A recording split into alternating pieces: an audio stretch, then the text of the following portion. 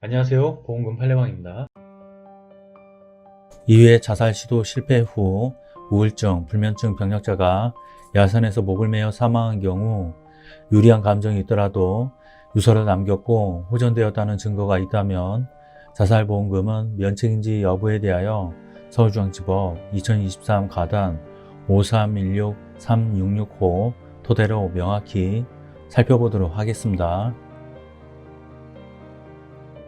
기초사실 망인의 사망 2022년 1월 18일 남양주 북부경찰서 실종팀 경찰관이 주변 CCTV를 통해 망인이 2022년 1월 17일 자정 35분경 집을 나간 사실과 망인의 동선을 파악하여 현장을 수색하던 중 17시경 유동인구가 없는 남양주시 아이야산 산속에서 망인이 잣나무 하단 부위에 포장용 끈을 묶고 그 끈으로 목을 매 경사진 흙에 등을 기댄 자세로 사망해 있는 것을 발견하였습니다.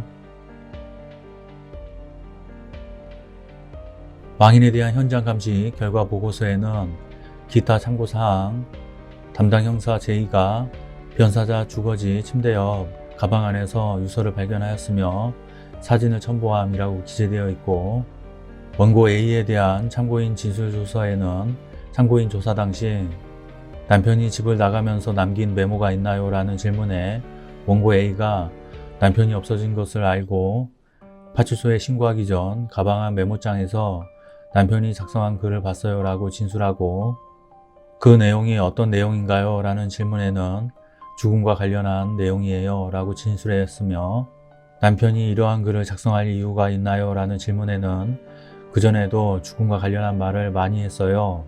남편은 그전에도 일찍 죽을 것이다 라는 말을 여러 번 했고 자살을 시도한 적도 2번 있어요 라고 진술한 것으로 기재되어 있습니다.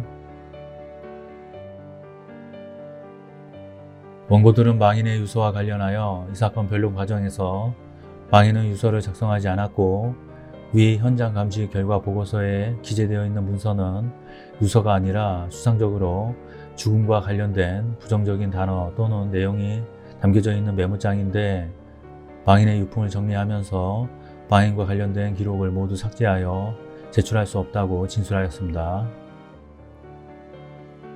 망인의 건강 상태와 치료 경위 등.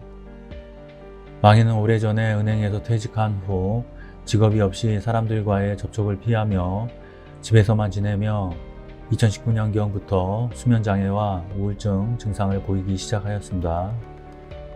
망인은 2019년 5월 13일 거주지 인근에 있는 K정신건강의학과에서 진료 및 진단을 받았는데 100우울 척도 36점 심한 우울 상태에 해당하는 우울증과 수면장애의 진단을 받고 정신건강의학과 치료를 시작하였습니다. 망인은 거주지 인근 정신건강의학과에서 진료를 받고 약제를 처방받아 복용하던 중 2021년 8월 말경 카드사에서 온 독촉 전화에 스트레스를 받고 수면장애 증상이 더욱 심해졌습니다.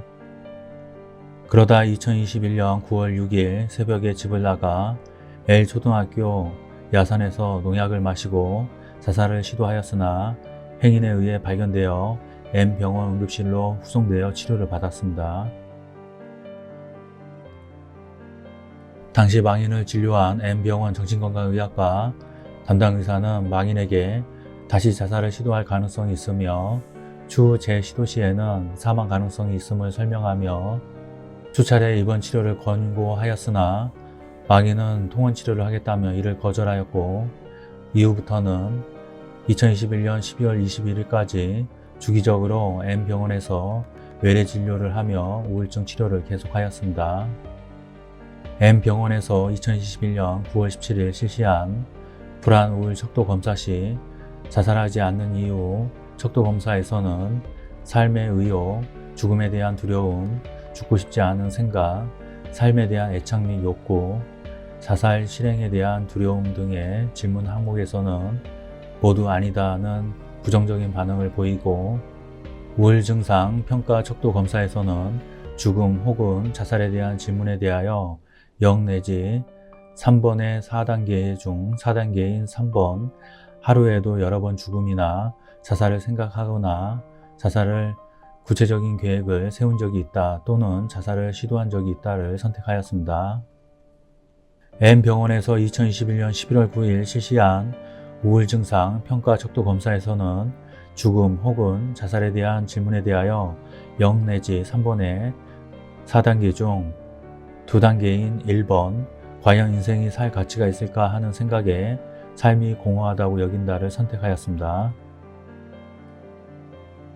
진료기록 감정 결과 이 법원의 감정 촉탁에 의해 망인에 대한 진료기록을 감정한 감정인 NO는 사망 전에 망인의 정신건강 상태와 관련하여 수면장애 및 우울 증상이 사고 전까지 지속되었을 가능성이 높겠으나 증상의 심각도가 이전과 유사한 정도인지 여부는 의무기록만으로는 판단할 근거가 부족함이라는 의견을, 진료 과정에서 처방된 복용약과 관련하여 진료기록을 기반으로 환자는 우울, 불면, 불안을 호소하였고 해당 증상들이 약물 치료 후 호전되었음을 보고하고 있으므로 약물의 복용이 환자의 충동적인 자살 위험을 높였을 가능성은 적으며 오히려 위험성을 낮추었을 가능성이 있음이라는 의견을,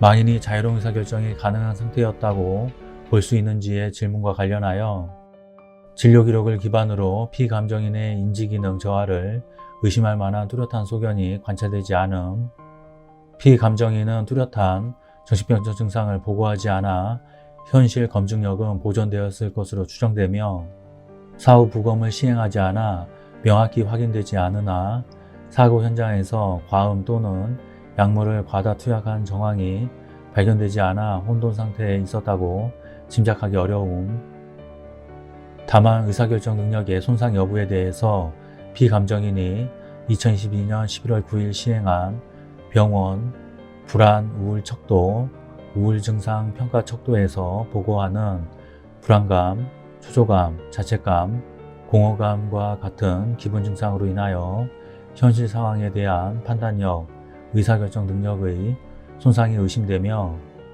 따라서 피감정인이 당시 자유로운 의사결정이 가능한 상태로 단정할 수는 없음이라는 소견을 제시하였습니다.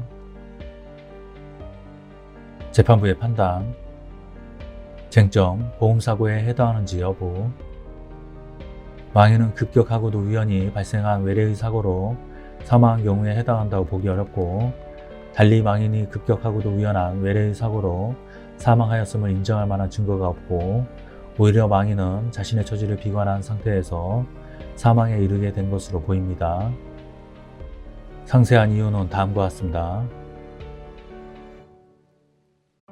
망인은 2019년 5월 13일 수면장애 및 우울증으로 진단되었으나 이후 계속적이고 반복적인 상담 및 복약 처방을 통해 우울 증세를 치료하여 왔고 전반적으로 약을 복용하면 불안장애 및 우울증 증세가 호전되는 상태가 유지되어 왔습니다.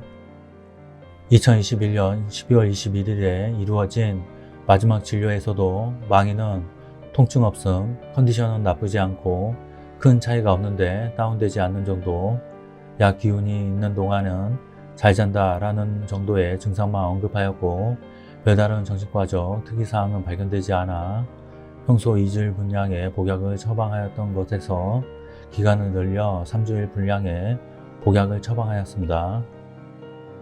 망인은 평상시에도 자살이나 죽음에 대한 생각을 많이 하였고 이를 메모장에 적어두기도 하였습니다. 망인은 자살을 실행하기 위해 집에서 나가기 전날인 2022년 1월 16일에도 별다른 증상이나 평소와 다른 행동을 보이지 않았습니다. 망인은 목을 맬 도구와 장갑, 후레쉬를 준비하여 2022년 1월 17일 자정 35분경 집을 나섰고 사망한 현장에 가서는 목을 매기 전에 가지고 간 담배를 피웠습니다. 결론적으로 보험회사는 보험 수익자에게 상해사망보험금을 지급할 의무가 없습니다. 판례 지적. 비록 망인은 자살 암시성 유서를 남겼으나 평상시에도 자살이나 죽음에 대한 생각을 많이 하였고 이를 메모장에 적어두기도 하였고 그 내용 또한 추상적인 내용에 불과하며 망인에 대한 감정 결과, 현실 상황에 대한 판단력, 의사결정 능력의 손상이 의심되며 따라서 자살 당시 자유로운 의사결정이 가능한 상태로 단정할 수는 없음이라고 판단되었고 100 우울 척도 점수는 36점이므로 심한 우울 상태로서 하루에도 여러 번 죽음이나 자살을 생각하거나 자살의 구체적인 계획을 세운 적이 있거나 또는 자살 시도를 2번이나 한 적이 있으며 이에 대하여 수차례 입원 권유를 받았는 바 중등도 이상의 주요 우울 장애로 보이므로 부책 결정을 하였어야 옳아 보입니다. 마치겠습니다. 긴 시간 시청해 주신 점 고맙습니다.